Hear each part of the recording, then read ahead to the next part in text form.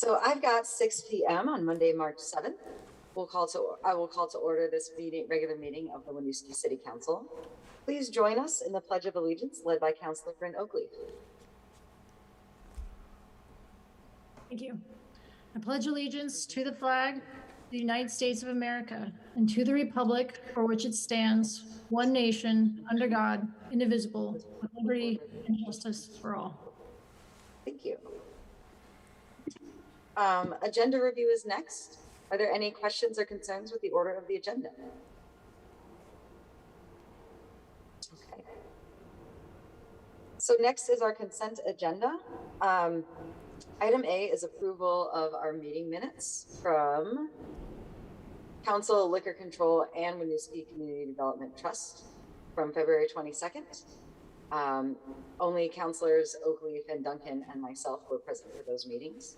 So I would ask if you have a motion, or I'm sorry, for our new counselors, since you weren't present for those meetings, you don't need to participate in the vote for this piece. Item B is our accounts payable warrant for March 3rd and payroll warrant for February 6th to 19th. That item we can all vote on. So separating those, do I have any questions or concerns about the consent agenda? And Thomas and Aurora, if you do have questions about the warrant or anything, like feel free to ask now or contact staff later. Okay. So do I have a motion to approve item A, the Council, Liquor Control, and WCDT minutes? So moved. Motion by Bryn, second by Jim. All those in favor, please say aye. Aye. Aye. Motion carries. And so for item B, do I have a motion to approve the accounts payable warrant and payroll warrant? So moved. Second. Motion by Bryn, second by Jim. All those in favor, please say aye. Aye. And then Thomas and Aurora, you can say aye to approve or hold, and I will ask for abstaining, or you can say nay as well. Aye. Aye. All right, the motion carries. Thank you. So we are on to council reports. So we use this part of our agenda for councilors to share updates on any activities they've been doing between meetings that are relevant or that they would like the rest of the council or the public to know. Jim, do you have anything to update on? I don't have anything in particular to share tonight. All right, thank you. Bryn, what about you? Just brief update.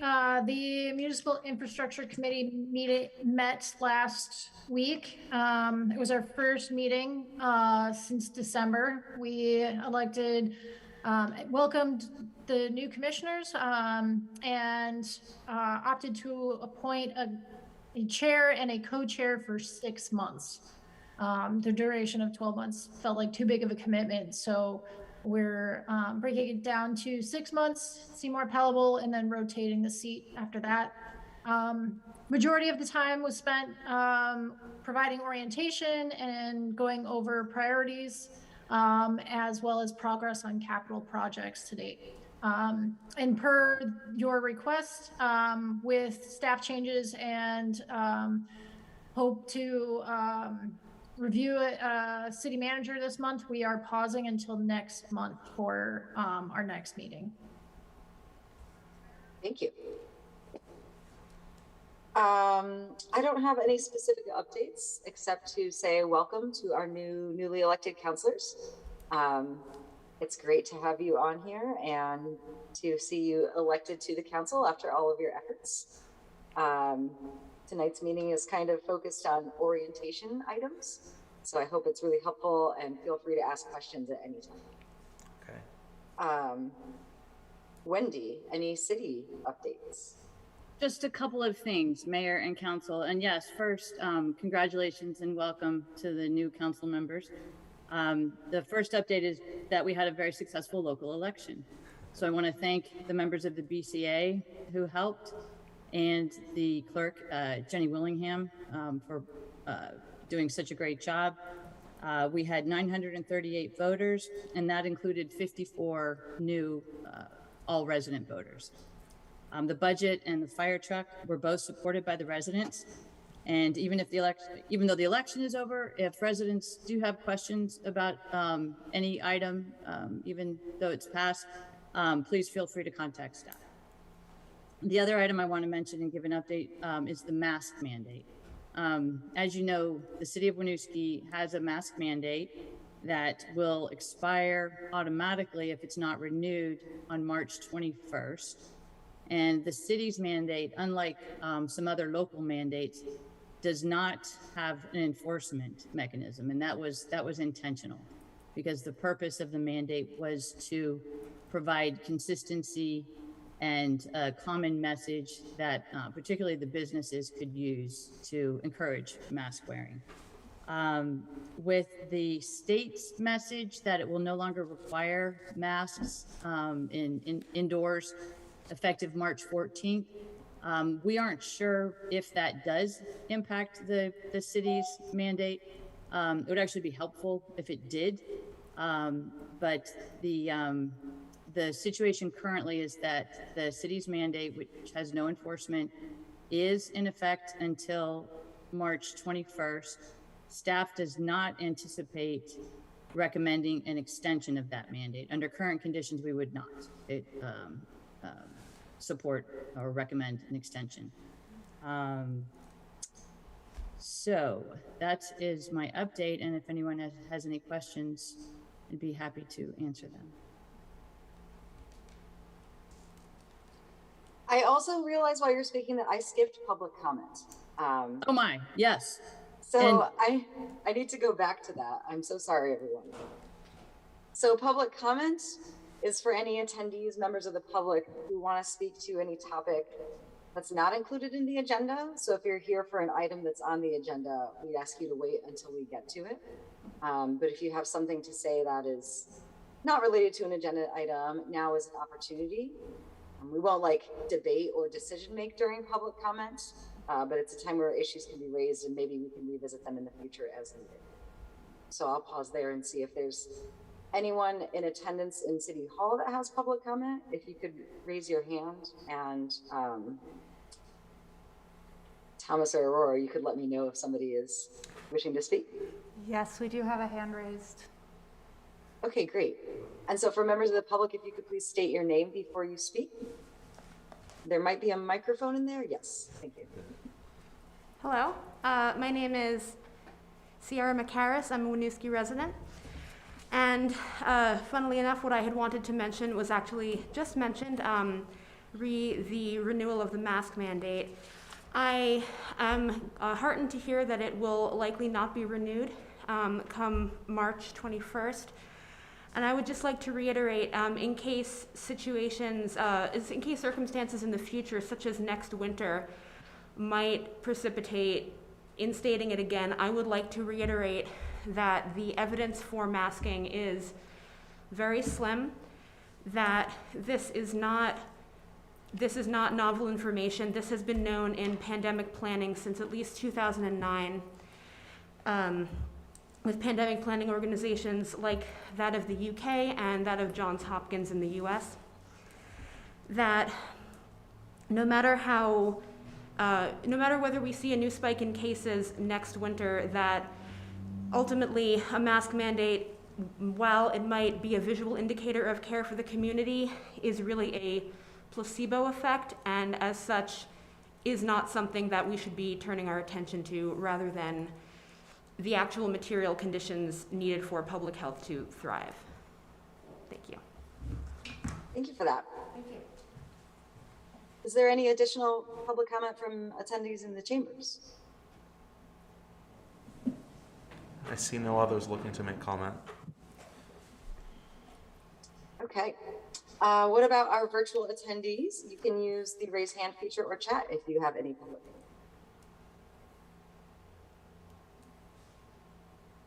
Okay. So seeing no further comment, we'll get back to our regular agenda. We are at our regular items. First up is item A, and this was the oath of office for our 2 new council members.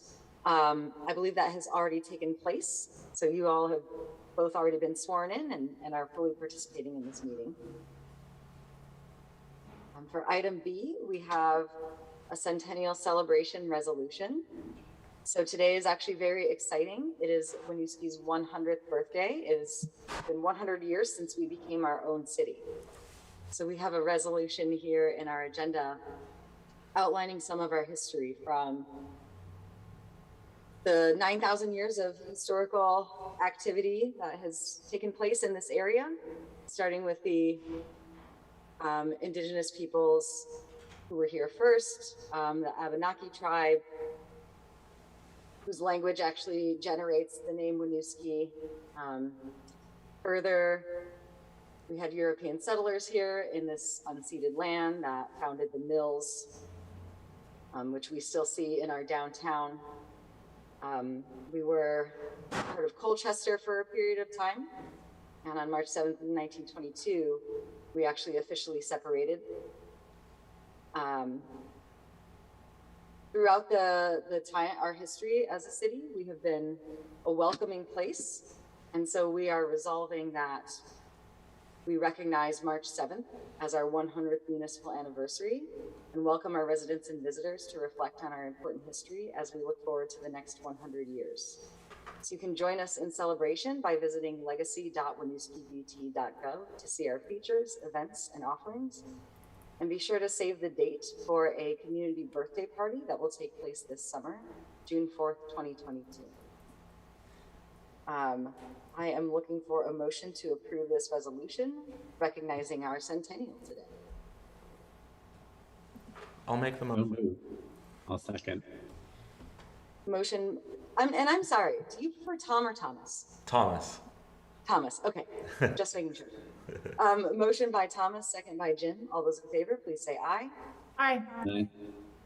The motion carries. Thank you, and happy birthday to Winooski. And thank you to Paul and our Centennial Committee for all of their work, putting together all of the events that we'll see this week.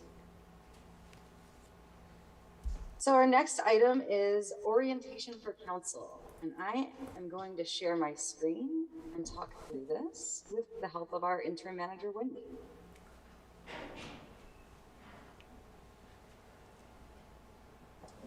Okay, can you all see this presentation? Yep. Excellent. So the goal for tonight is for our new counselors and for the public to get a better understanding of our organization and how we work as a council. We have some information about who we are as a city, the council and manager authority, so the staff and council roles, some legal requirements and council protocols, communications, update on master plan, finances, and our commissions and emerging issues, sort of a big picture of our work as a city council. So this actually was just included in our resolution as well. This is our values statement, vision statement about the city of Winooski, for which we need to update for 100 years now, not almost. We have welcome strivers, people looking to build a better life for themselves and their families. And we continue to be a community where everyone can participate and be engaged. And this vision statement drives our strategic vision here, which is what we use to guide a lot of our planning and what we have our commissions aligned to as well. And so these are sort of the 4 big buckets of where through a community vision process, a lot of community conversations, this is what we've heard folks want us to prioritize in these.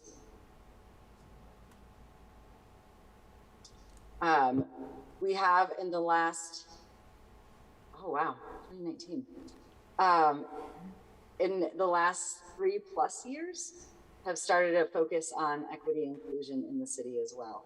So there's a little bit of history here. We started a community dialogue in 2019, which there was some working groups out of that developed into our application for the Working Communities Challenge Grant, the hiring of Yasmin Gordon as our equity director. And there are some some goals and a potential equity commission as part of that work. You will learn much more about this and other initiatives along the way, but wanted to include it in here to set that as a priority of something that we have as a city and as on city council and with staff leadership committed to bringing more focus to equity and bringing more equity into the work that we do. And as we think about trying to serve all of our community, wanted to share some information here that's fairly demographic about who we are, who is in Winooski, and who we are representing. We are a very small and dense city. We're on the younger side. We have a significant population of folks who are born outside of the US and who speak other languages. You know, we have a deep refugee resettlement program here. Our average household size is quite small, 2.2, but we also have a lot of very large families. So we really run the range of sizes there.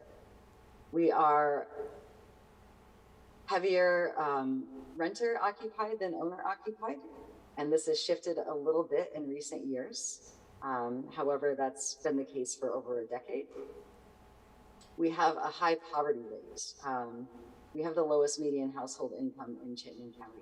And so that's something we need to be mindful of, is there are a lot of need. We're a high needs community, but we're also small, so we don't have a ton of resources to work with. And so we have to be very thoughtful about the decisions that we make.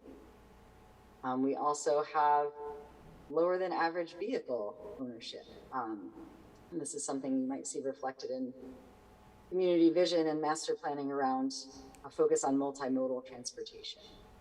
So it's just a little snapshot of who we are here in Winooski. And I'm going to pass it to Wendy to speak a little bit to our form of government. Great, thank you, Mayor. I just realized as we were talking about the city's anniversary, the council manager form of government was developed in the 1930s. So it's roughly 100 years old also. And it was developed in response to corruption that was seen, that was pretty rampant in city governments at the time. And the purpose is to have clear and meaningful roles, with the mayor and the council directly reflecting and representing the public, because obviously it's a democratic organization. And our point is to serve the public. So the mayor and the council, as the direct representatives and voted representatives, you have the authority to understand authority and responsibility. And it's not always easy to understand as much as you can of what is needed for the city and to express that as a policy. So when you meet together in your retreat, those are the kinds of things you'll be discussing. You'll look at the demographics, your own experience, with your neighbors, to determine what's important. So you set the course and you establish the priorities. And then where the staff comes in is the manager is intended to be a professional person who is not part of the elected portion. And it's very important to just keep the manager does not participate in elections at all. That's a violation of ethics. There's the International City Management Association has established ethics rules, one of which is that the manager and staff to some extent, but especially the manager, stays out of electoral politics, to keep that separate, because the intention is that the manager takes the policy directives and translates them into action. It's the how versus the what. The council decides the what, and then the manager determines the how. So the manager runs the day-to-day operations of the city, directs the staff, and supports the council in developing policy. So the roles are not all, the boundaries aren't always clear. So it's always there's discussion, which is healthy. And I won't go over this entire slide. But the council's area is in the top two, where you define the mission and you vote on the policy. And then the administration and the management are the manager and the staff's sphere. And I did go over this a little bit with the newly elected folks. So I won't belabor this, but if you do want to talk about this, this is obviously the time to do it, because it can get complicated. But Yeah, I'll continue. I just wanted to add in there, our role is not to direct the operations and what's happening day to day on the ground, but it's easy to go there. And sometimes we do in our discussions. And it's the manager's job and my job to try to catch that and pull us back up. But sometimes that doesn't happen. But if I just want to put a word of warning out there that if we do discussion does start to get too deep in the weeds on operations, we might be told to, pull back a little bit. Yes, and this is a kind of a situation that individual managers and councils develop as you develop the relationship.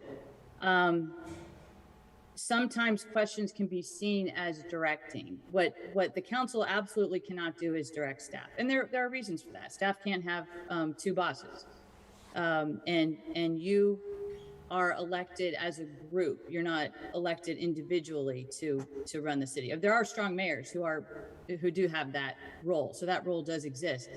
But in the city's form of government, you're elected as a body, like a legislature, like a small legislature, essentially. So you don't have individual authority, you have authority as a group. Having said that, my personal feeling is that you can ask any question you want, and a meeting may very well not be the place for it. You might ask the question elsewhere, ask the manager offline or outside of a meeting, but you should have information that you need to make a decision. Some of you will be content with less information than others of you. It is interesting stuff, and you obviously care. That's why you're here. So when you do hire a new manager, you'll establish that relationship. And again, your authority is as a group, and that's really important. So you have to vote on something to make it official. The budget, obviously, that you vote on that. Any appointments that you make, you see the appointments that are the council authority are on the right-hand side of the slide. The city treasurer, the city attorney, the health officer, those are all votes. Responsible for the financial affairs of the city, that is mostly a staff operation, but you are ultimately responsible because you're the elected officials, because you're the council. Anybody have any questions on this? Okay. So then the mayor is a member of the council, but then also has additional authority. The mayor serves as the presiding officer in meetings, chairs the strategic planning committee, acts as the liaison, and then also sets the agenda, which is one of the most important things that the mayor does. And in Winooski, the mayor does that with the council. And we'll talk more about the agenda setting in another item on this agenda. And then I would just add here too that the mayor serves as the primary point of contact with the city manager, although all members of council should have contact with the city manager and feel welcome to meet and discuss. But the mayor also serves as liaison to other agencies or government offices. And so if you get inquiries, it's best to direct those to me. And I am obligated to speak on behalf of the city council and not, as an individual in those instances. Right, and so then the authority of the manager is to appoint, manage, suspend, or remove city employees and appointed officers, essentially direct and supervise the administration of all departments of the city, to attend all council meetings. I won't read all these to you. And then you can see the list of appointees on the right. So it's a very broad authority.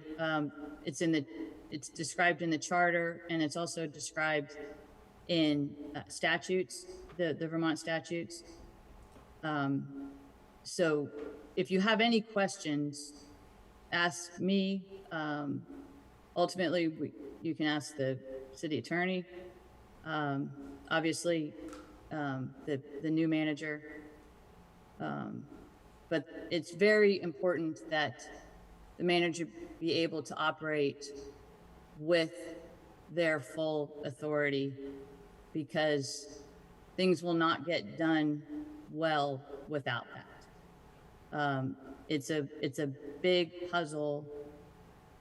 It's like a big machine to keep moving, and with a lot of parts, and those parts need to have one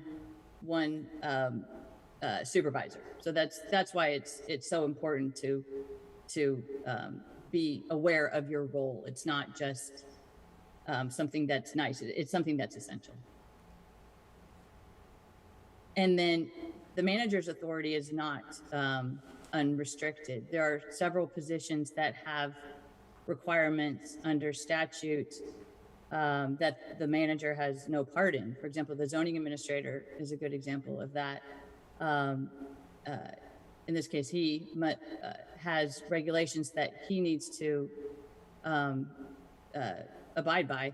The police chief has not just statutory, but additional regulations that, as the manager, I do not set those, and I do not enforce those. There's a separate body that enforces those.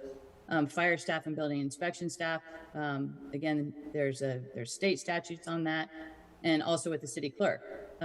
In the recent election, although the manager is the supervisor of the city clerk has rules other than those of the manager that must be followed for elections. And now I'll send it back to the mayor.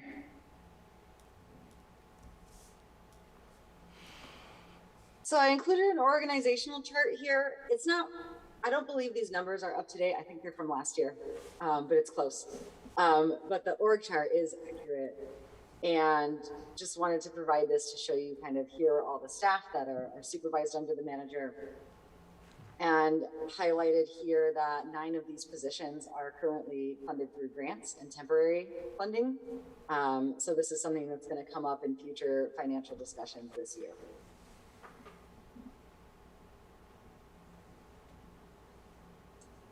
There's some guidelines here about communicating with staff. You know, as Wendy was speaking to earlier, the manager really is the person keeping an eye on everything that's going on operationally.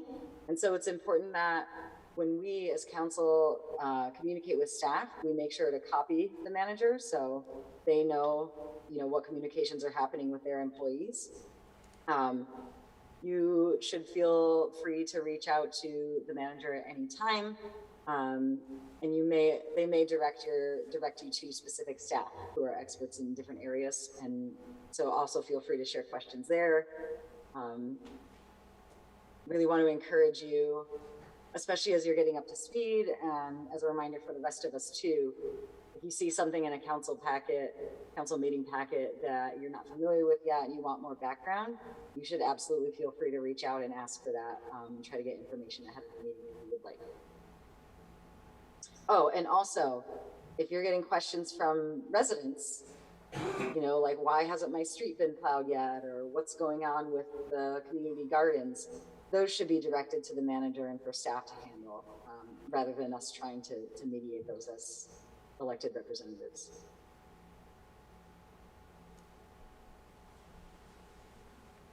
Some legal requirements for us.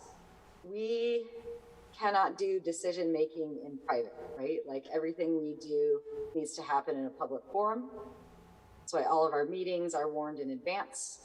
If we're communicating via email, it's okay to share information like scheduling, but we can't be deliberating or debating in email.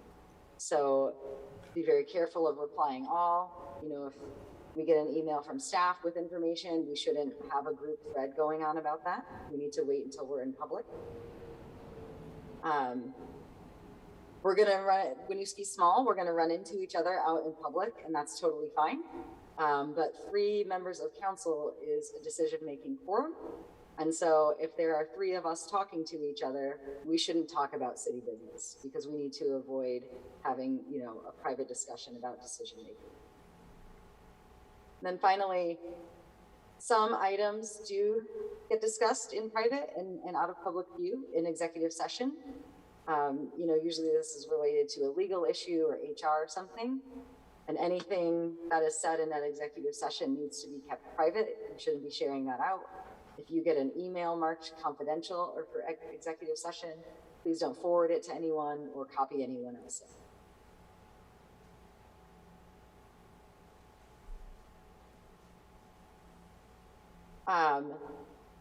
Little bit of ethics for us as city councilors. And Wendy might be able to speak better to this. The example that I have heard previously about a conflict of interest with us, with decision-making that we're doing. If we're talking about the budget and, you know, the city budget impacts each of us financially, but not any differently than any other resident of the community. So that's not an issue. But if we were talking about hiring a contractor for a Main Street project, and one of us had a family business related to that, and we wanted to apply, we need to recuse ourselves. So if there's some way that you might have a financial or personal gain from a decision that's being made, you should make that known to the rest of council. And we can, if you are uncertain if you should recuse yourself from participating in that decision, we can make that decision in public, whether or not it's appropriate, with staff support.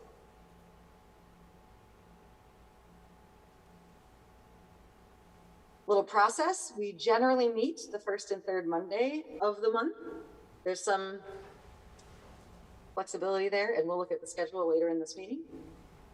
We follow Robert's Rules of Order, so that is, I can share a resource with you too about that, but there's a little bit of procedure, right?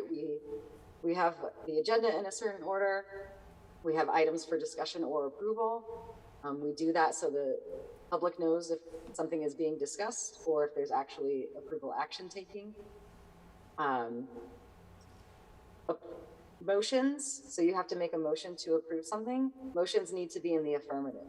So if you don't want something to go forward, you don't make a motion on it. If nobody makes a motion or if the motion isn't seconded, the item fails. So that's how like a negative action happens. One counselor will make a motion to move something. It needs to be seconded to move forward, and then we vote. I just had something I wanted to share about that. I will often prompt for somebody to make a motion when we've had discussion and it feels like we are working towards a decision. But you can actually move an item at any point. You don't have to wait for me to, you know, sort of solicit that action.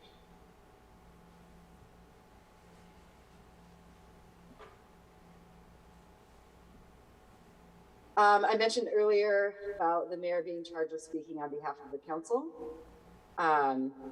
You may also be reached out to by members of the press, and you can typically direct those to the manager and myself. If you do speak with a member of the press, you just need to be very clear when you're speaking for yourself or about a council decision. If there's a topic we haven't taken up as council, then we can't say, you know, if we give any feedback on it, it needs to be very clear that that's a personal opinion and not on behalf of the council. And then in emergency situations, the manager is the point of contact there and will typically keep council up to date. But we should await those updates from staff and not try to get involved. You know, they really need to focus on emergency responses. Jim, I see your hand. Thank you, Mayor. I wanted to clarify or ask for just one direction on an item, but it hasn't been voted on. That still, we wouldn't speak for the council to say, the council is probably going to do this. We can speak again for our personal experience, but it's really about things that have been voted on. It's something that I kind of have tried to keep myself going back to in past years. That's a good point of clarification, Jim, and a good rule to fall back on. If we haven't actually taken a vote on something, then we haven't made a decision. And so if you are asked about something that has not specifically been voted on, then yeah, you can't say like council feels this way about it, or we as the city are thinking a certain way. You need to be very clear when you're talking about your own opinions. And by you, me as well.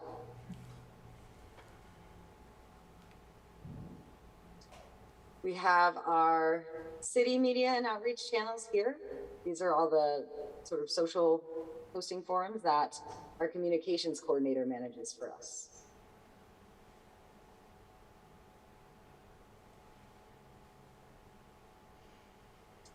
So a little bit more into the meat of the work. We have a master plan. This is a statutorily required document that our planning commission, the Chittenden County Regional Planning Commission supported, and all of our other commissions helped put together based on community input. And it's an 8-year plan, essentially a roadmap for our future decision making, for how we're going to get towards the community's vision of what Winooski should look like. It's organized by strategic vision area and has a series of goals. So there's goals for housing, goals for economic vitality, etc.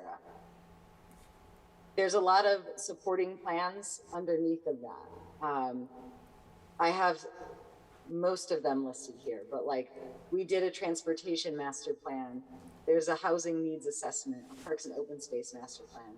This stuff informs that overarching master plan. And the master plan is something that we should always look to in decision making, or when we're thinking about how our decisions are going to impact Winooski and future growth and development. It already has a lot of community input into it, and so it's a great starting place for, like, if I'm uncertain about a decision and how it's going to meet the needs of the community, I can refer to the master plan and go back to, these are the goals that we have set for ourselves. Does this decision align with those?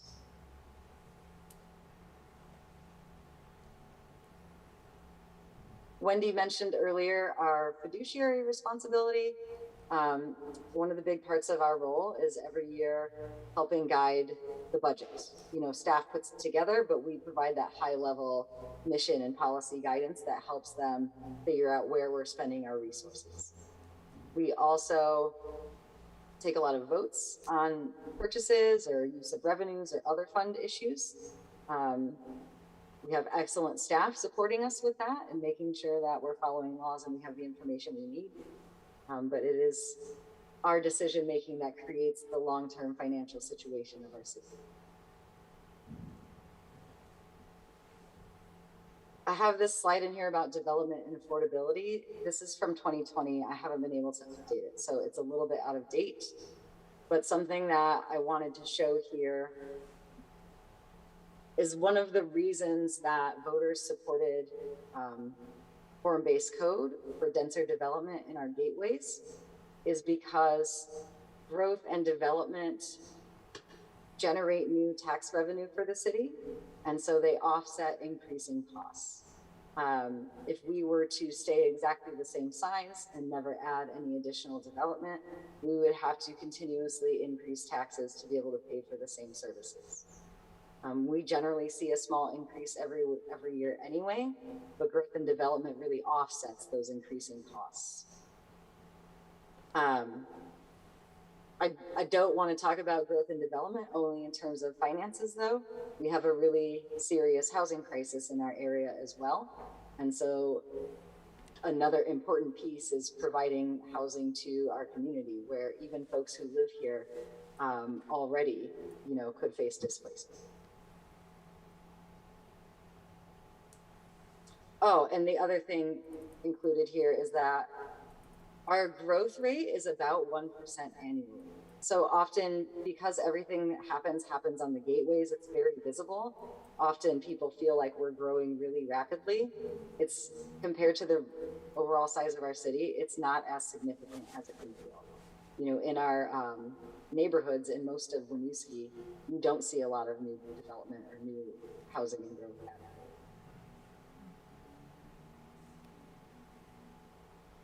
We have a list of facilities here that the city is responsible for. You know, we have to pay for and maintain and update these facilities that support our city and our infrastructure, including a number of parks, which is very exciting.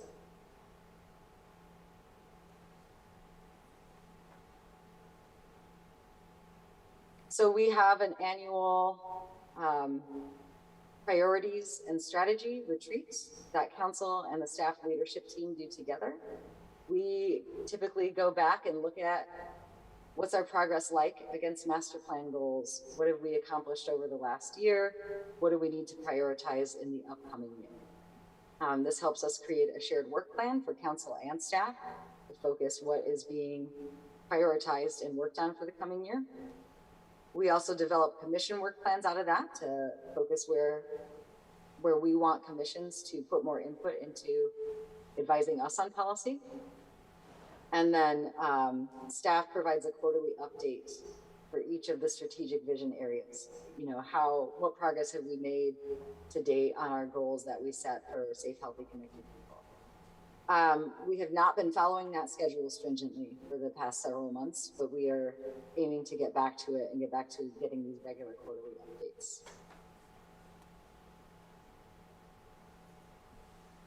So speaking of commissions, I've included a slide here listing the commissions that we have and the current staff liaison for each one. So commissions are advisory to us as council. They're meant to do policy advisory. So if there's something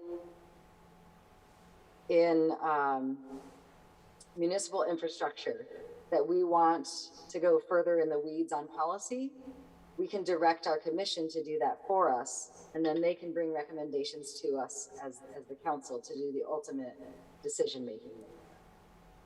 Each member of council serves as a liaison to a commission so that there is a feedback loop in place.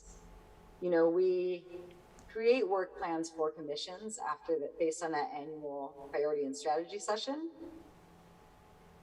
But sometimes that can change, priorities can shift, or something else can pop up. So it's important to have a council liaison there to help ensure that the work of the commission is staying aligned to those priorities, but also to bring what the commission is talking about back to the council so we all hear updates kind of what conversations are happening across commissions. And so you heard Bryn share her update from Municipal Infrastructure Commission earlier in our council reports today. A staff liaison also supports each commission, works with the commission chair to set agendas and prepare for meetings. I think one thing that can be confusing that I wanted to make clear here is like our role, the commission chair drives the agenda and leads the meeting. Our role as council liaison is more passive and really to create that feedback loop, only providing guidance where needed and then making sure that communication is happening.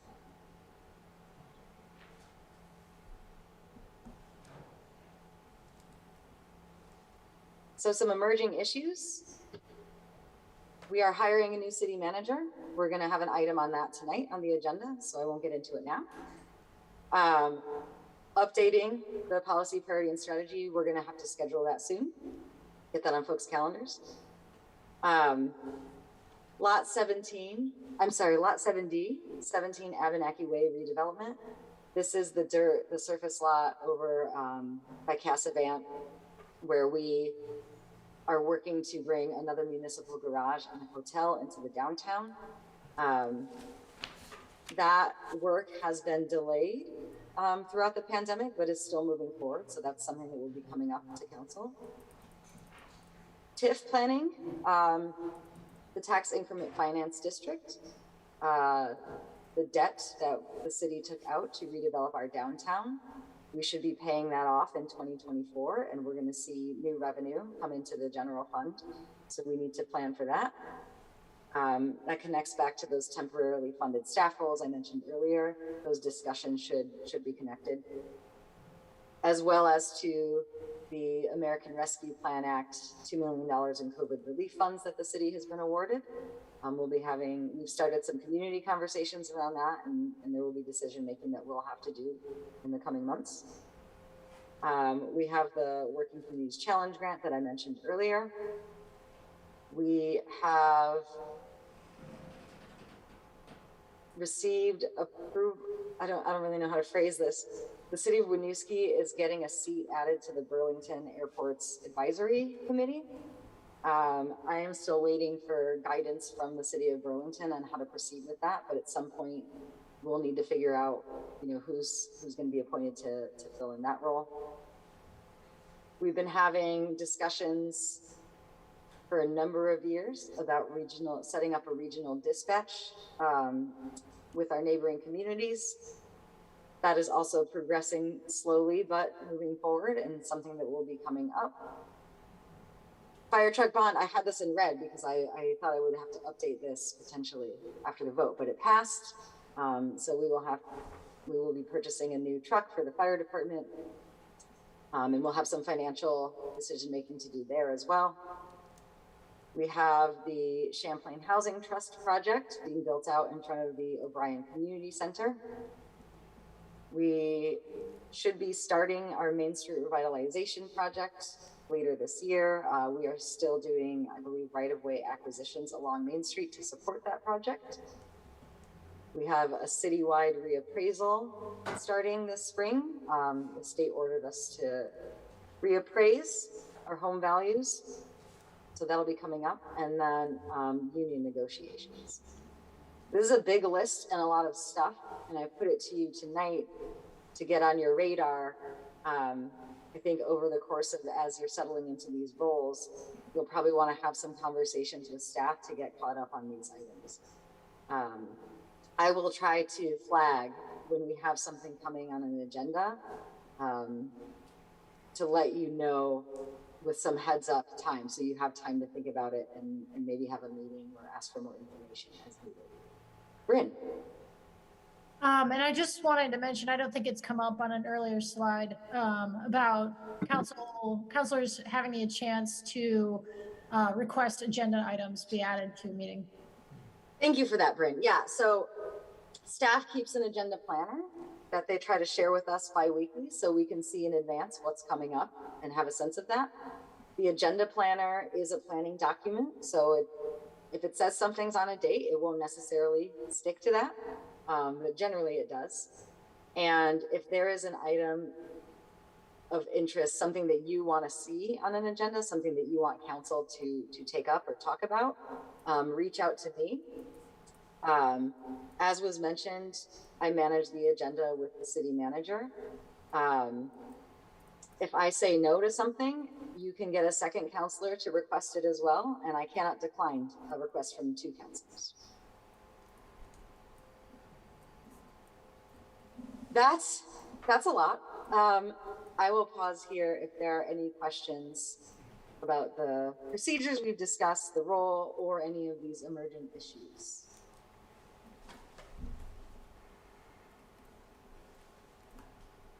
Bryn? And I guess one other thing, because it's relatively recent, is the BCA and council role as it relates to the BCA. Oh, yes. Thank you for that. So the Board of Civil Authority includes us, justices of the peace. We are members of that by default. And so we can work at the election or support the elections process. We can participate in the BCA meetings for planning elections. With the caveat, if you are on the ballot, you can't do that. You can't be staffing at the polls. And the Board of Civil Authority also has some other duties. What's the word I want? Wendy, when somebody asks for like an adjustment of their assessment. Oh, right. The, Abatement. it's to act as a judge Amen. for appeals Yes, yes. of property values, I believe. Yeah, so that's come up before too. This reminds me, another role that I will add a little detail to is we are part of the staff grievance process. So where the manager is responsible for hiring, firing all staff and disciplinary actions, there is a process for staff to go up the chain of command with a grievance. If they disagree with the city manager's decision, they can bring it to us, the city council. And there's a pretty stringent process we follow there. We get legal guidance, but it has come up in the past, so just a word of warning could happen.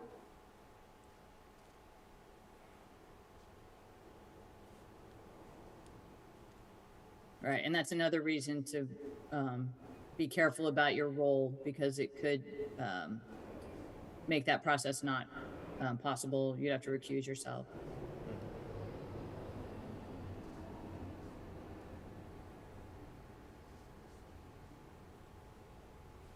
All right. I should say too that members of the public are more than welcome to ask questions as well, by raising your hand either in person or in the Zoom.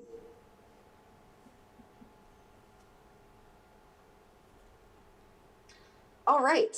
Well, I hope that was helpful. You have it in the packet if you want to revisit anything there, and can reach out again to myself or Wendy directly for more follow-up and information. So let's move on to item D, appointment of deputy mayor.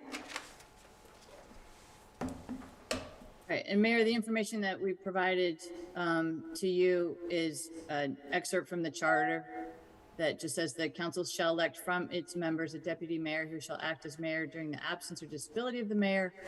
And if there's a vacancy, then the deputy mayor would become the mayor. I will turn it back to you. Yeah, thank you. Thank you for that, Wendy. I would like to nominate Jim to serve in the deputy mayor role as the counselor with the longest tenure on the body. If folks are generally in support of that, someone could make a motion. We moved. Second. Motion by Bryn, second by Aurora. All those in favor, please say aye. Aye. Aye. Those Aye. abstaining? Me? Yeah, I think so. Motion carries. Thank you and welcome, Deputy Mayor Duncan. Thank you so much. Moving on to item E, this is Mayor and Council Procedures Policy. Okay, so this is where it really gets fun. These are the details, and many of these structures are from statute. Some of them are from the city's charter. Staff is proposing just one change to the procedures this year, and that's on page 4 and part of Article 4, I'm sorry, page 2, Article 4, under council meeting agendas, where currently it says in it says that the agendas in the first paragraph, small I, it says that items that need to be added or that are requested to be added need to folks need to contact the mayor or the manager by the end of business on Thursday. That's what it currently says. That gives us very minimal time, basically Thursday night, when we're not working, to review that item, because the agenda is distributed on Friday, hopefully Friday morning. So staff is proposing that the deadline be Wednesday close of business instead of Thursday close of business. Still gives us a very limited time to do any research that we need to do, because it's obviously better for you to have the information that you need prior to discussing and taking action. And it's just one day earlier for the public, so we don't think it should be a problem, but just wanted to bring it to your attention. Thank you, Wendy. Jim? I think that's a really reasonable suggestion and I fully support it. As someone who tends to do council work at night, I was wondering if you would be amenable to like a start of business Thursday deadline. So like an 8:30 a.m. Thursday, potentially similar effect, giving you a full extra working day, but allowing those of us who do our work at night to have that time on Wednesday.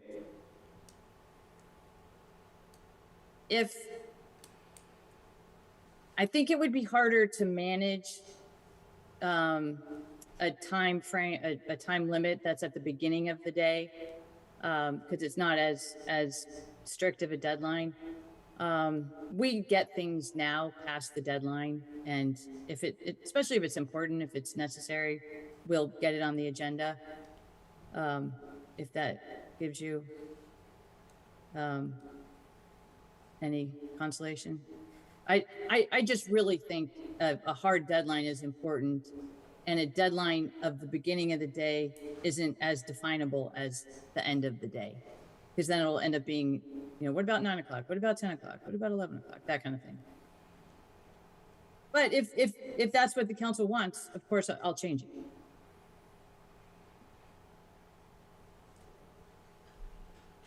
I mean, I would be happy to put a time in if you want that. I think that would,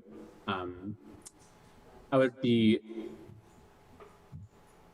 be concerned that it can be like there's flexibility in receiving it, but if there's a sense of not wanting to do it, using the fact that it comes in at 5:30 on a Wednesday instead of 4:30 on a Wednesday, which is the closest city hall, right? Then being a reason not to include it on the agenda. And I think we've had close of business that has moved around over time. City Hall has been closed at 3:30 or 4:30 over the pandemic. So I could see even just adding a time to that rather than defining it as a kind of general time. We could just include a time. I'm not tied to it. If there's generally going to be flexibility to take last minute items that come in at Wednesday at 10 o'clock at night, then that's great. But I'm happy to defer to what others think best on this one. Do you want to say midnight? Wednesday at midnight? Yeah, what if we call it end of day Wednesday? That would address my request. I see some head nods in chambers. Are folks okay with that change? Yeah. Yeah, and I can confirm from my own work that morning specifically deadlines tend to go later and later. So I think having that specific time sounds good.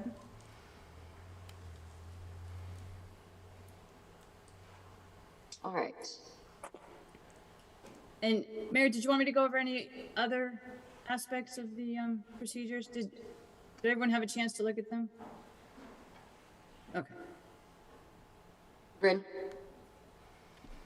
If we're just gonna ask questions, sorry, I don't want to jump in the middle of a full review. Section 4, subsection B. I noticed that we named TD Bank and the OCC. I'd either like to add or replace TD to TD Bank, the senior center. Feels like that should be a reasonable public space that we can get agendas posted. So I recall having this discussion last year or the year before about the posting locations. And there was a reason staff selected those two, because we already go there, or like staff is already there or something. And there was concern about committing to additional locations and then failing to meet our duty or what have you. Paul, I see your hand is raised.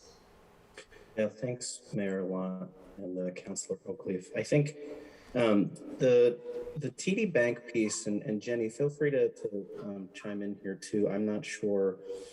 Carol had, our previous city clerk, Carol had been posting lots of things at TD Bank that suffice there as well. During COVID, well, I should say before COVID, there were some other complementary places that we were posting stuff as well.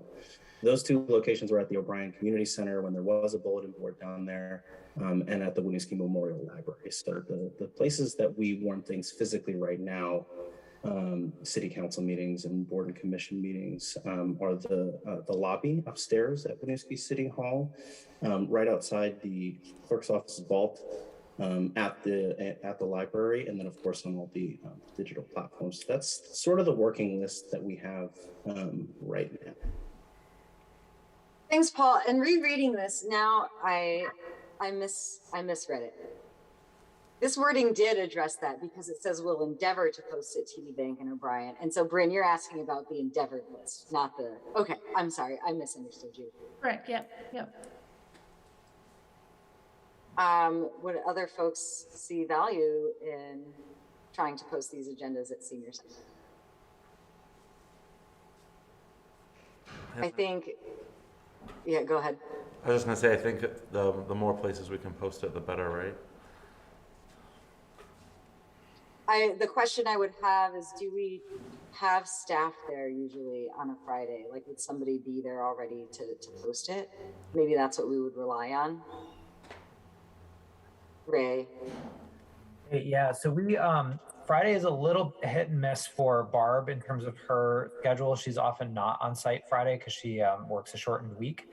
With that said, we could very easily get myself, Zara, somebody from our department over there if the council would like that additional posting location. I think the staffing can be accommodated as long as it's that endeavored list and not something that we are sort of committed to hard and fast if there's, for whatever reason, a week we can't cover that.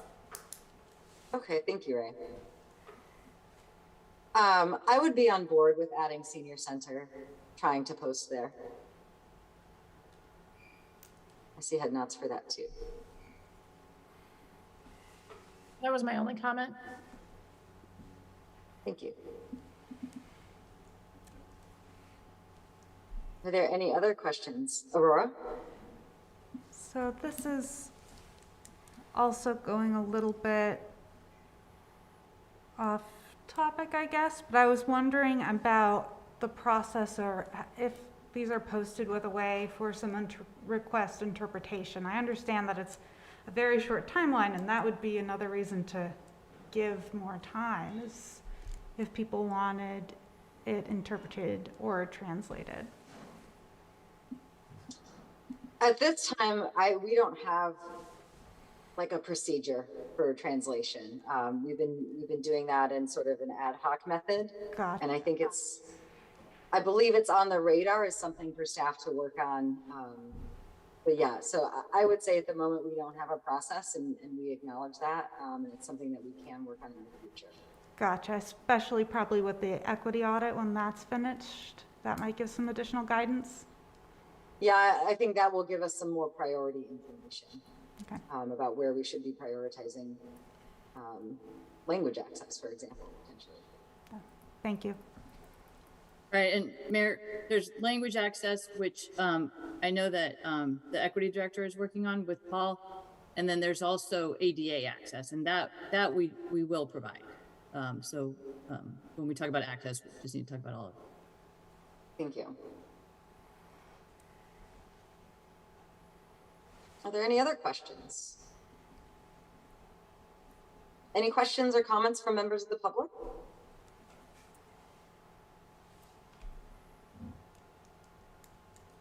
Okay. Could I have a motion to approve the mayor and council procedures policy with the 2 changes to add the senior center to the locations we endeavor to post our agenda, and to change the due date for agenda items to end of day midnight Wednesday? So moved. Second. Motion by Bryn, second by Jim. All those in favor, please say aye. Aye. Aye. Motion carries. Thank you. Next up is item F, the conflict of interest policy.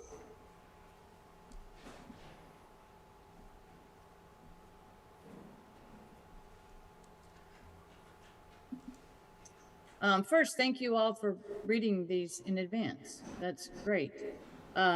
This policy is an extension of the conversation that we had earlier about conflict of interest. It does need to be approved annually, and the purpose of that is to make sure that everyone who is on the council understands the policy. So you'll each sign a copy of this policy and the preceding policies in the next few days. And it does define conflict of interest, which the mayor discussed previously, direct or indirect personal or financial interest. And it can get, it can get challenging to determine what is a conflict of interest.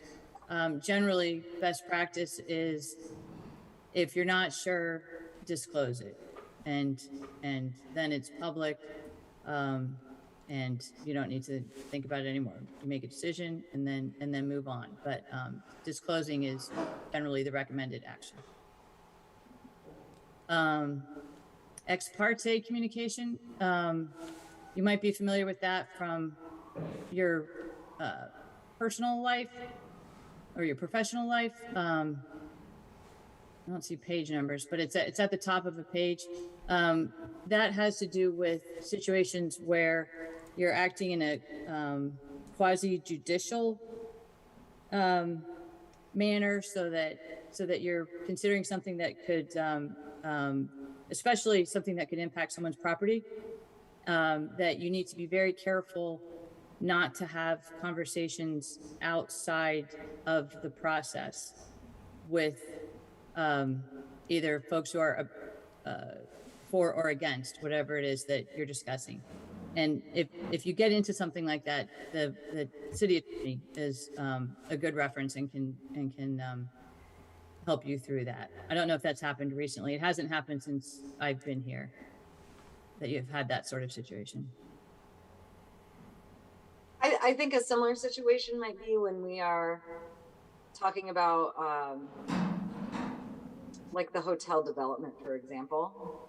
We shouldn't be having like private conversations with invested parties about that, outside of our public deliberation in the executive session potential content. Right.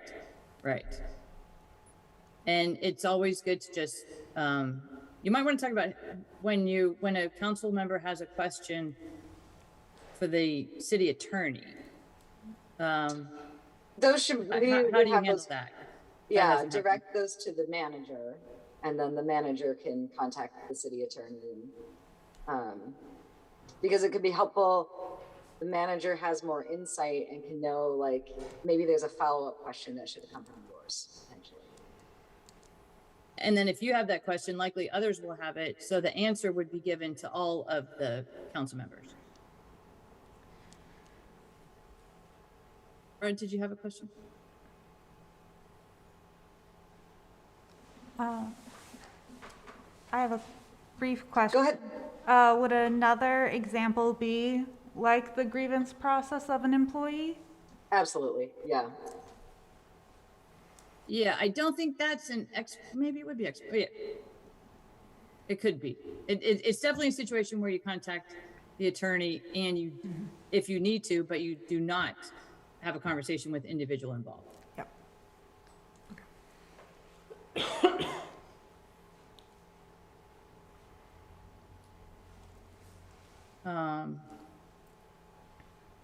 Are there any other questions on this? I mean, the bottom line is that you're here to serve the public and not yourself, which makes sense. Okay, so this needs to be approved by a motion and then signed later this week. Do we have a motion to approve the conflict of interest policy? So moved. Second. Motion by Thomas, second by Aurora. All those in favor, please say aye. Aye. Aye. Motion carries. Thank you. Now we're on to item G, the council schedule. Also on for Yes, and hopefully you had a chance to look at this also. It's important to lay out the schedule of regular meetings and some of the special meetings well in advance, because it's important to have all of you at all of the meetings is the goal. So if you know any conflicts, you don't need to let us know now, but let the mayor and me know as soon as you can.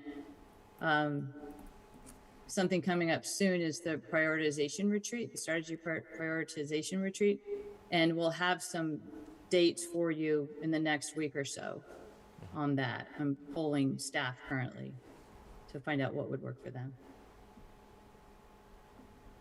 Thank you, Wendy. Yeah, and that's in the past, typically it's been like a half day, like a Saturday morning or something. So that's why it has to be scheduled in advance. Otherwise, no one will have the free time for it. Bryn, question. Yeah, I'm just curious about the second meeting in November. And if that's going to be a vacation week for folks.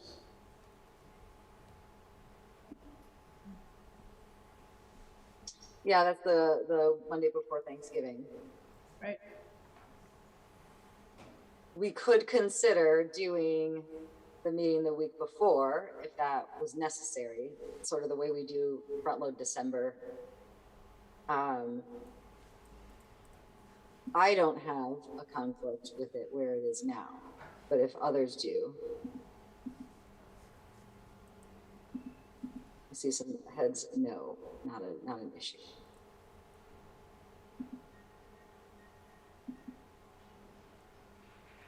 Jim? I'll share that I have the July and August dates fall on already planned vacations for me. I can attend the August 8th one if necessary, but the July 11th one I will not be able to attend if it stays on that date. And that's okay, but just sharing that with the rest of the council. Seeing as you brought it up, Jim, I will also be away for the July 11th meeting. So that one, the first Monday is the 4th, which is why it's not assigned. Should we potentially move it to the 18th and just hold it on the third Monday of the month?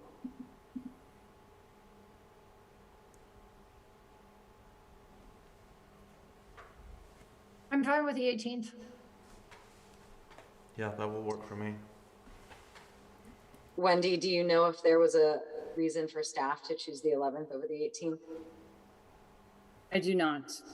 I will check unless staff here wants to speak up, but I can check and get back to you tomorrow.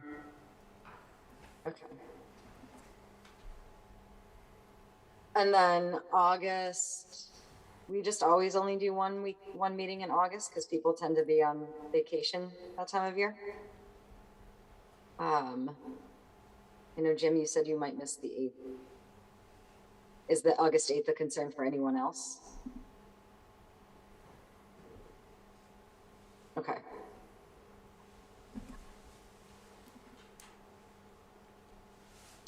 Any other dates here of concern? I likely will miss the November 21st. Okay.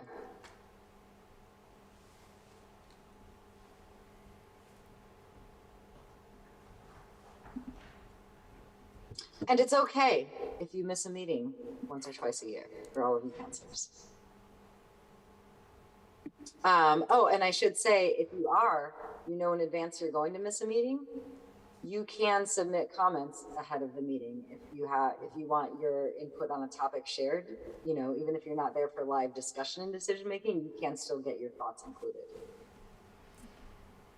Aurora, were you raising your hand or is it just up?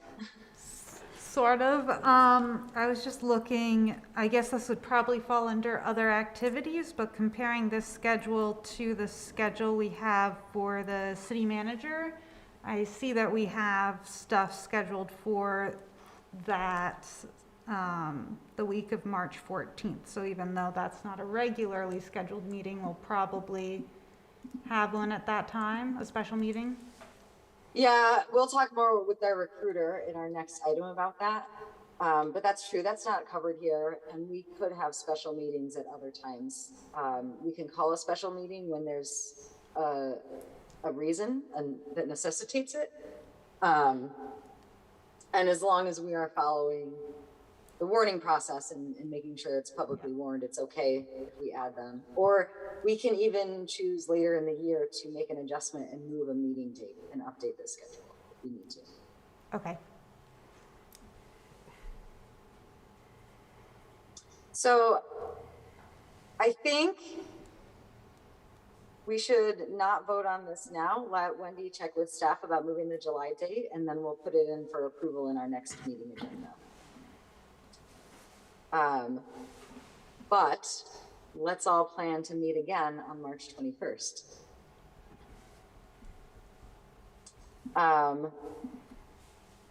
Okay. Since we are not taking a vote on that one, we will move on to item H, and this is our city manager hiring process update. And so we're going to bring in Mike Jalette, who is our recruiter, our consultant from GovHR.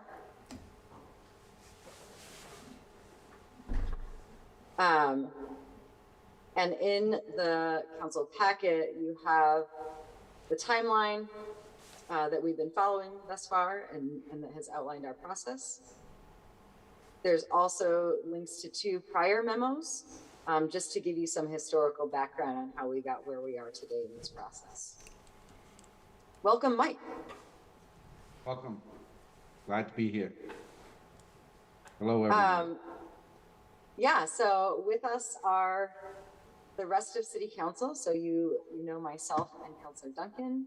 We have Councilor Bryn Oakleaf here, and then our 2 brand new councilors who it's their first meeting today since our election last week. Councilors Aurora Hurd and Thomas Renner. Good to meet you all. Hi. Mike, would you like to introduce yourself and then maybe just talk us through where we are in this recruitment timeline? Okay. So myself, I'm Vice President at GovHR USA, which is a consulting firm that you've hired for this process. We're a national firm. I think we conducted recruitments in 41 of the 50 states, and so we're pretty broad in our coverage. I'll also say that I was town manager for 36 years. The last 34 years, actually. The last 32 years, I was serving in one community, Westwood, Massachusetts, which is a community just outside of Boston. I retired 2 years ago, and I've been working for GovHR since as a recruiter. We were elated to have been selected by the City Council, by the City Council for this search. We think that we thought we could do a good job, and I think we have been doing a good job. This is a very interesting community. I've come to love it, and to represent it to potential candidates who are excited to be in the candidate pool. I'll just go through the steps that we've taken and then where we're going from here. When we first were hired, we set out to prepare an advertisement for the position, a position announcement as we refer to it, and a brochure that we could distribute to potential candidates to give them some insight into the community issues, what you were looking for in a city manager, what the community was like, and that sort of thing, along with some pictures to make it inviting for people to read through it as well. We used material that you had prepared for the first round of your recruitment, and added some sections that we in particular add to our brochures.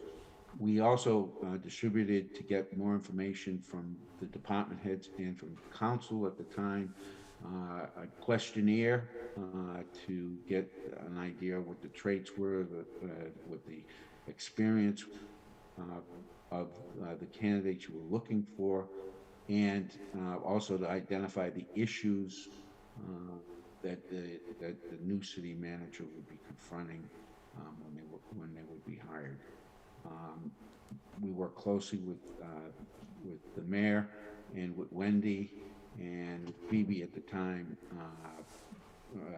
to develop these brochures and the position announcement. Then we advertise the position. We have sources that we always advertise in. We pay particular attention to having a diverse pool of candidates, and so we have special efforts to do that. And in this instance, Winooski had advertised to a large list of sources of their own in the first round, in an attempt to solicit a diverse pool of candidates. And so Winooski, Phoebe, re-advertised in those sources. So we had broad coverage from the point of view of advertising the position. In addition to that, we emailed over 5,000 professionals in the business throughout the United States that are on lists that we have.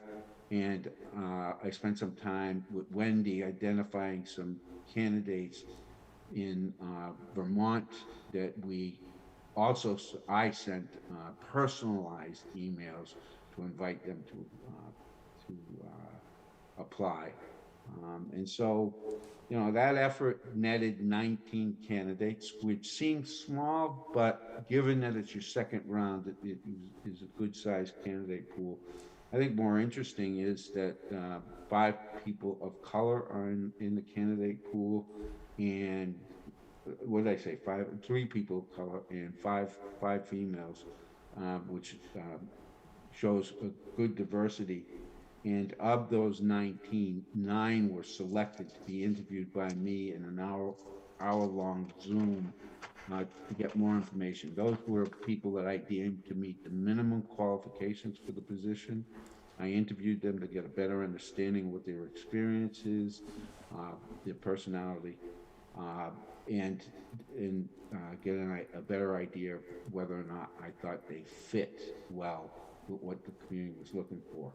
We also conducted a Google search by staff. We have professional staff in the offices in Illinois, and they conducted a Google search to identify any issues that were out there among the candidates that we need to know about that could be embarrassing if it became public.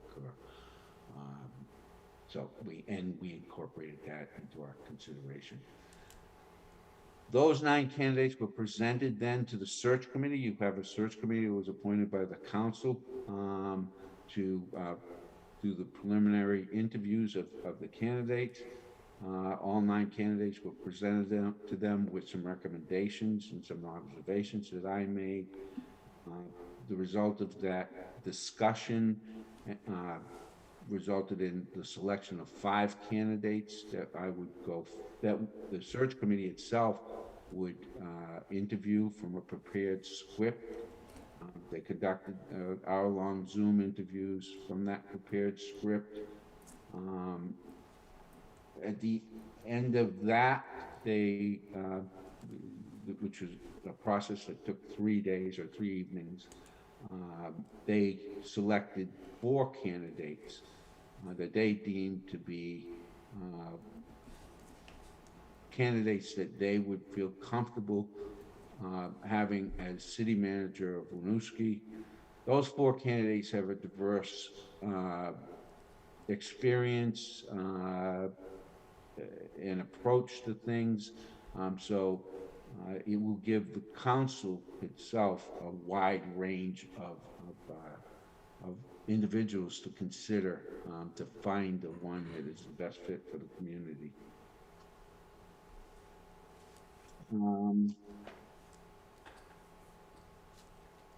If I could, Yeah, go ahead.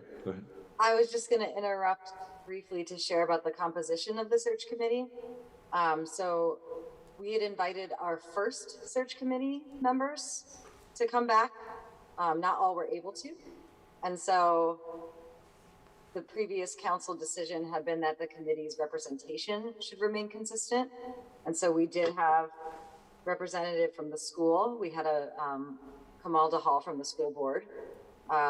We had a member of the business community. So we had Ali Nagel again from Mule Bar, or not Mule, Monkey Bar and Waking Windows, who did participate the first time around. We had myself and then Jim representing the council. We had Prashant Singh, a resident at large, who also was a member of our Charter Change Commission. Amila Mrjanovic, the executive director of USCRI, as we wanted a refugee support partner included. And I feel like I'm forgetting somebody. Oh, and then George Cross, another resident at large, who is a longtime resident who had experience in the in an interim city manager role in the past. So just wanted to share an update on what the composition was. Sorry about that, Mike. No. I'm glad you did that. I couldn't have done that. So the finalists have been subjected now to background checks and reference checks that I've now been able to review. The individuals have been invited, the 4 individuals have been invited to attend the final interviews, which will be conducted this weekend. They've all accepted, and they're making their travel plans to get to the community.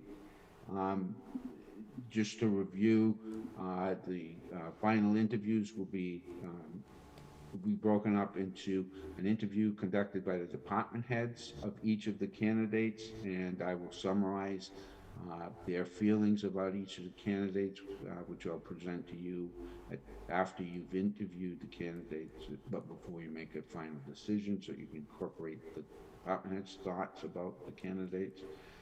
The candidates will also get a tour of the community to get a sense for Winooski, the issues, places of interest, and that sort of thing.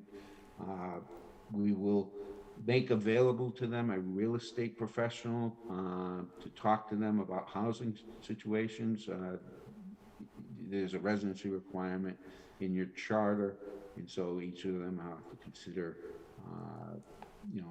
and 3 of them will be coming from far enough away that they definitely have to consider housing in the area. And in the evening, we will have a reception for the candidates to introduce the candidates to the community itself.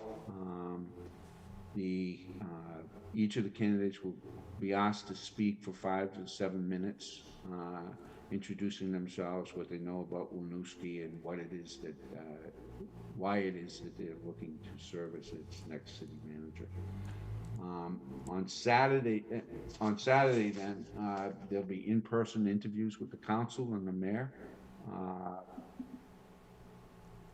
In order to protect the anonymity of the candidates throughout this process, so that they don't jeopardize their current employment, we will be referring to the candidates throughout the process as candidates A, B, C, and D. You will know them based on the material that you'll be provided. I will be providing you in the next few days a book which will summarize or provide all the application material we have on all 4 candidates, and it'll also give you a list of all the candidates we've considered, so it's all transparent. The council will know that you've seen and that we've reviewed all the candidates, and that this has been a fair process and an open process.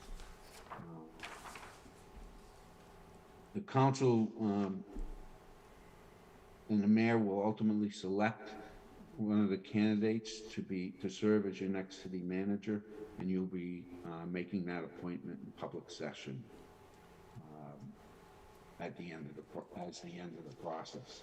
And it usually takes between 45 and 60 days for individuals especially those that are employed, to be able to terminate their current position or transition out of their current position and into their new role. Accomplishments to date, I'll just note these quickly. 19 candidates was a very good fit, very good showing for the community on its second posting. The diversity pool is very good. 16% of the candidates were of color, and that represents the percentage of managers or people in this executive position nationwide on an average. 47% of the pool was interviewed, which is very high. Almost half the pool was interviewed at one level or another. And 21% of that pool are being presented to you as finalists, which I think is terrific. It doesn't mean that they'll all show up. During a week, somebody could get offered a position and take it. But at present, I don't believe that's going to be the case. I think we'll have 4 here next weekend. Or this weekend. I believe that the council will find that the skill and experience level of the finalists are very varied. So you'll have a good ability to select the right fit for your community from that. We stuck with the schedule that we established at the onset. We were going to end on the 11th and the 12th, and we're going to end on the 11th and the 12th. I think that that's been a very good outcome. I think the other thing worth mentioning is the search committee put in a good effort. They attended all of the meetings, all of the interviews, and were very thoughtful in their questions, in their review, in their selection of the 4 candidates for you. So I think that's been terrific. And finally, the timing of the final interviews with the newly selected members of the council, I think it's very good. The candidates will want to know that they've been selected by the people they're going to actually be working for. So I think the timing of the election and the sitting of the council is perfect with the timing of the finalists. So those are just a few things that I noted while I was sitting here listening to the rest of the meeting that I wanted to just acknowledge that have been accomplished so far. Thanks, Mike. I think Aurora has a question. I'm just wondering if you're able to share the demographics or general percentage demographics of the 4 finalists? One's, let me just see if I have that right here.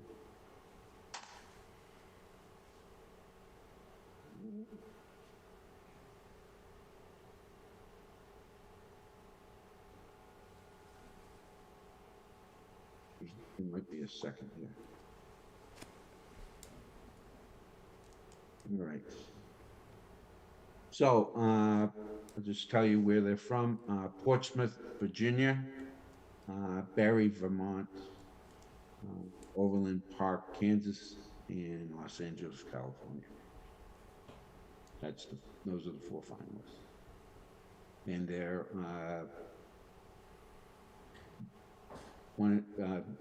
their varied positions. 2 are. Mike, yeah. Should we go into executive session if we're going to talk in this level of detail about candidates? Yeah, we probably if it gets nervous. Yeah, preserve. Yeah. Let's do that. Okay. Brendan, did you have a question before that? Okay, go ahead. Yeah.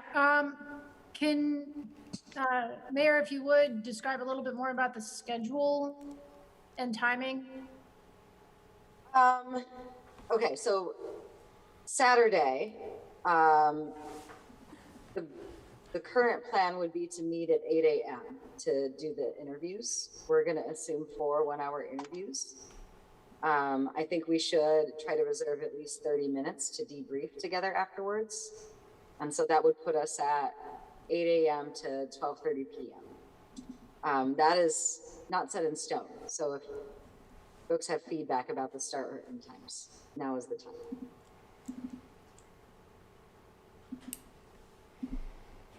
Aurora? Oh, sorry. Is that workable for folks, that window of time? Yes, I've reserved the date. Okay, awesome. And then for Friday, for the reception that's open to the public, that is going to be at the O'Brien Community Center lobby. I don't know if we finalized the time for that yet, if it will be at 5 or 6 p.m.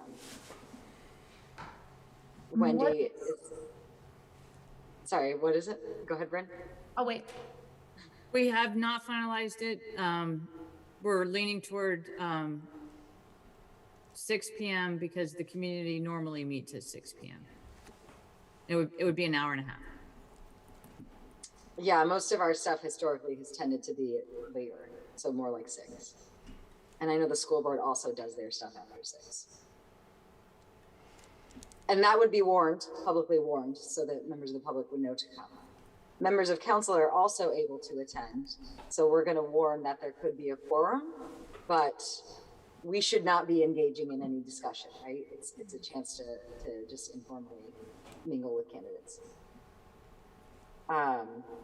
The Saturday meeting would be warned too, but it's going to be fully an executive session because it's just going to be interviews of these candidates.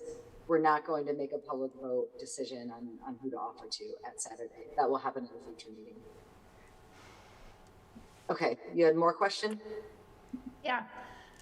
So Saturday in person at City Hall, correct? I think at City Hall. We're investigating if we should do it at the hotel the candidates will stay at. But if not, it would be City Hall. Okay. Anything else? Yeah. So obviously the plans for Friday haven't been announced yet because the time hasn't been confirmed. It says reception. So are we planning on providing dinner or just light, drinks? Yeah, Soft like drinks, how are we gonna get snacks. people to be interested to come on a Friday evening? Usually food helps. But also wondering about the timing of the announcement so folks can have that on their radar to attend.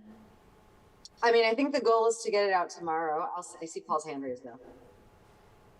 Thank you, Mayor Christine and Councilor Bryn. Yes, so the goal is to have that out as soon as possible.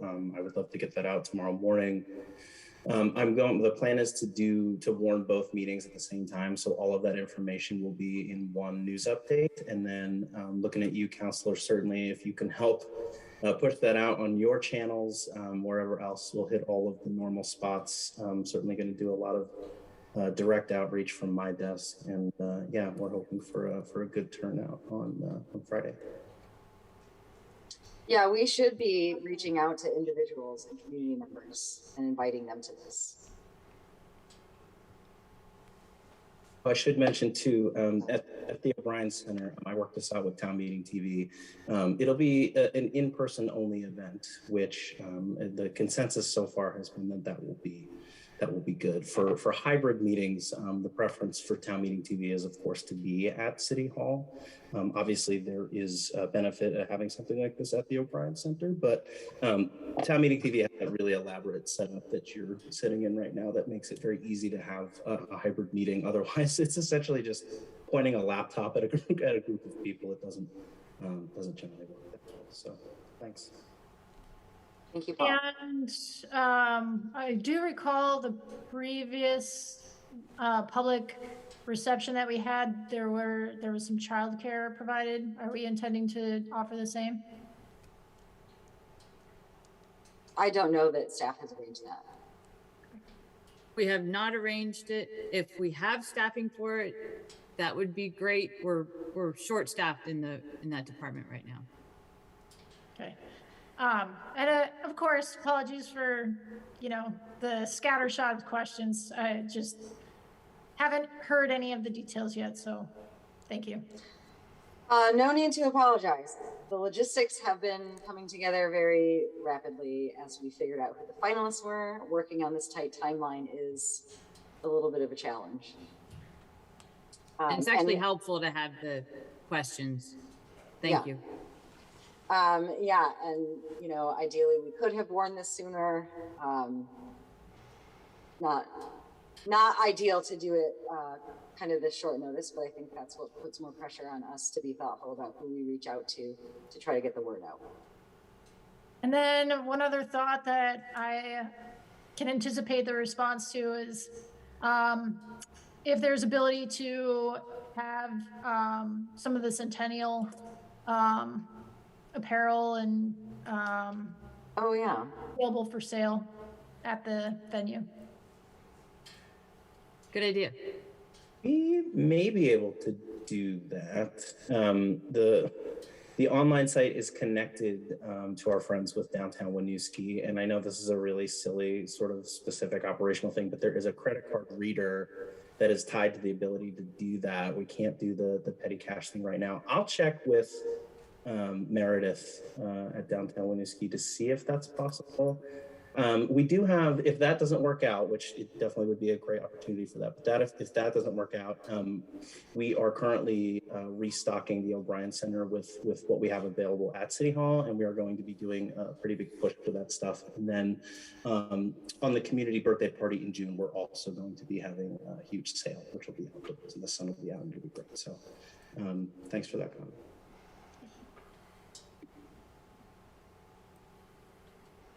Aurora? Can I ask, going back to something outside of the schedule? Yeah, sure. But also something that I think should be discussed before we go into executive session. So 2 questions that I have, and sorry, I should have been more specific on the first one, is I'm wondering about the diversity demographics of the 4 candidates.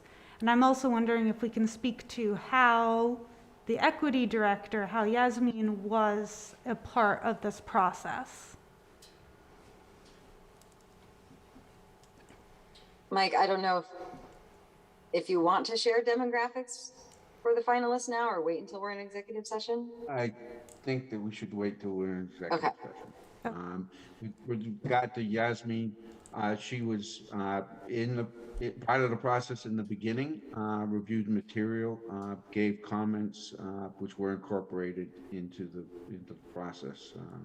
There was a very important element in the recruitment, and we took it seriously and listened to her comments, and were very much appreciated. Wonderful. Thank you. Because I noticed that was a part of the memorandum from September. Yeah, and some of those recommendations were incorporated into the process. Okay. I am looking for it.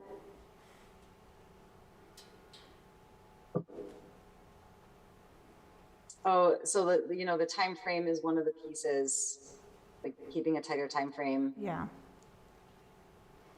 Trying to be transparent. I think the tighter time frame for me personally has made that somewhat challenging. I know I haven't been able to bring as many updates to meetings as I had previously, but we haven't had candidates dropping out in the same way as last time. We did, Mike mentioned earlier, the survey about qualifications or competencies or what have you. That was made public. And I think another part that one of those previous recommendations is coming out right now, where we need to participate in outreach to bring community members in. Yaz, if you want to share anything about your participation at the beginning before we launch the search committee the second time, feel free, but also don't feel obligated. Thanks for the invitation to speak, Christine. Yeah, so my involvement at the very beginning was, like as Mike said, reviewing some of the documents that went out initially, the job posting, the brochure that went out, and I provided input in the questionnaire that was provided to leadership to give input at the very beginning as well. Those were really the 3 things that I that I did have a part in. As far as the process itself, I have not been involved in the process at all. Thank you so much. Yeah, we made a decision not to include staff roles in the search committee this time around versus last time we had included the staff roles. But then there will be made, an interview. I'm sorry. Yes, so that decision though on the search committee, that decision about having staff roles on the committee was made in partnership with staff. And they have a role this time around of doing their own interview of candidates, which will be taking place on Friday. Bryn? I noticed a member of the public had their hand up for a while. Yeah, let's bring Daisy over. Can you all hear me? This is Daisy. Yes, welcome. Thanks so much. Hi, I just want to say congratulations and welcome to the new councilors and deputy mayor. And I think Aurora just sort of touched on what my comment was going to be regarding our director of equity having really being hopefully a focal point of guiding this important new role in our community. So I hope that all of the councilors and mayor will continue to use her expertise and her influence that she has in our community as someone who really gives us residents a lot of hope and represents so much of that for all of our community, especially given what we're seeing across other communities just across the river that hit a lot of Vermonters hard, watching that turnover. And I hope that the most diverse community in Vermont can really prove that this isn't just a performative role, that we actually respect this role, and we're going to show people just exactly how much we can do with it. So thanks. Thank you, Daisy.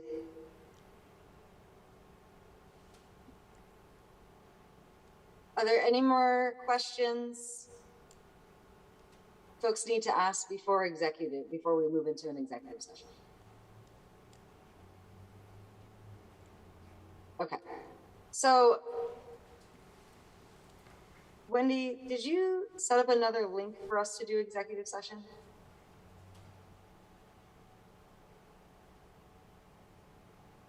No, I did not. I apologize. I wonder if we can, if Paul can It would have to be from, compress this meeting.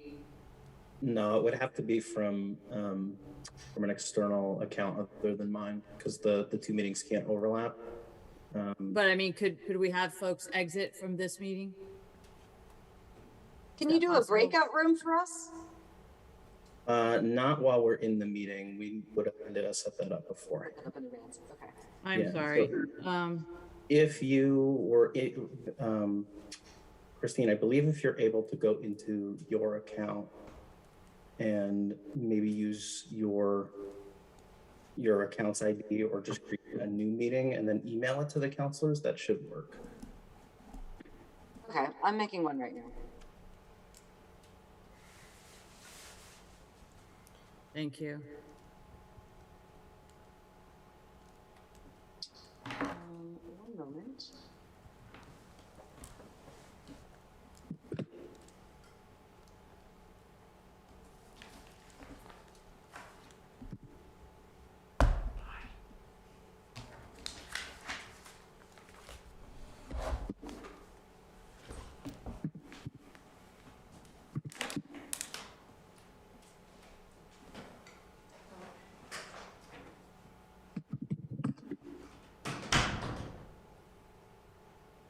Okay, I've just sent a new meeting link.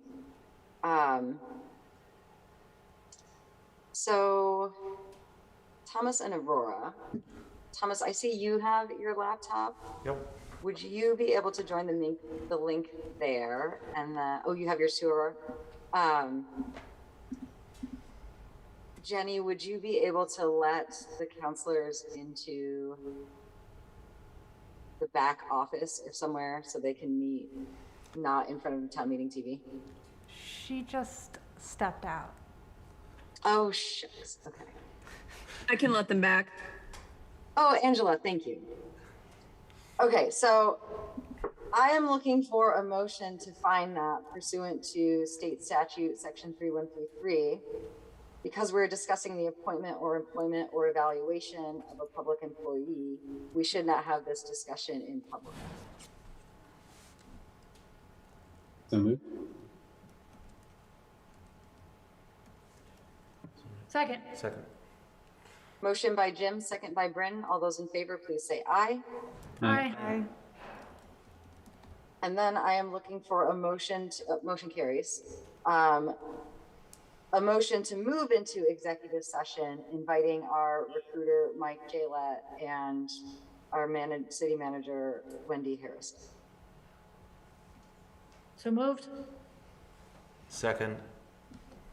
Motion by Bryn, second by Thomas. All those in favor, please say aye. Aye. Aye. And the link does not appear to be live in my email, so you might need to copy and paste it. Just as well. It didn't work in the email I sent you? It's just not a live link. Oh, I see what you mean. Mr. Me. Okay, I sent again. Okay, so we will move over to that Zoom line to discuss just this, the employee information, the candidate information, and then we'll come back out here to this regular meeting. Thank you. Thank you.